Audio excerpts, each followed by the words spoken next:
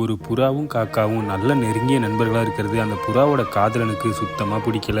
இதனால ரொம்ப கோவமான அந்த புறாவும் தன்னோட காதல் புறா கிட்ட, நீ அந்த காக்கா கிட்ட பேசுறது எனக்கு சுத்தமாக பிடிக்கல அப்படின்னு ரொம்ப கோவமா அந்த காக்கா இருக்கும்போதே அந்த புறாவை அங்கிருந்து கூட்டிட்டு போகுது. இதை கேட்ட அந்த காக்காவும் ரொம்ப சோகமா, என்னால தான் தன்னோட தோழி வாழ்க்கையில பிரச்சனை வருதுன்றதை புரிஞ்சுக்கிட்டு அந்த புறா கிட்ட பேசுறதையும் பழகிறதையும் அந்த காக்கா நிறுத்திக்குது. ஒரு நாள் அந்த புறாவும் அந்த காக்கா கிட்ட போயிட்டு, நீ ஏன் இப்பெல்லாம் என்கிட்ட பேசவே மாட்டேன்ற, என் மேல அன்பே இல்லையா, என்னோட காதல்ல வர பிரச்சனைய நான் பாத்துக்க போறேன், அதுக்காக நீ ஏன் என்கிட்ட பேசாம போற அப்படின்னு கேக்குது. அதுக்கு அந்த காக்கா சொல்லுது, மத்த ஃப்ரெண்டுங்க மாதிரி என்னோட தோழியோட காதல் வாழ்க்கை எப்படி வேணாலும் போனா போட்டோன்னு என்னால இருக்க முடியாது, என்னால உன்னோட வாழ்க்கையில எந்த ஒரு பிரச்சனையும் வரக்கூடாதுன்னு தான் நான் நினைச்சேன்.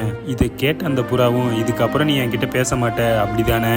அதுக்கு அந்த காக்காவும் சின்ன சிரிப்போட கண் கலங்கிக்கிட்டே, நீ என் கூட இருக்கும்போது மட்டும்தான் சந்தோஷமா இருக்கும்னு நினைக்கிறதுக்கு நான் ஒன்னும் உன் காதலன் கிடையாது, நீ எங்க இருந்தாலும் சந்தோஷமா இருக்கும்னு நினைக்கிற உன்னோட நண்பன் நானு.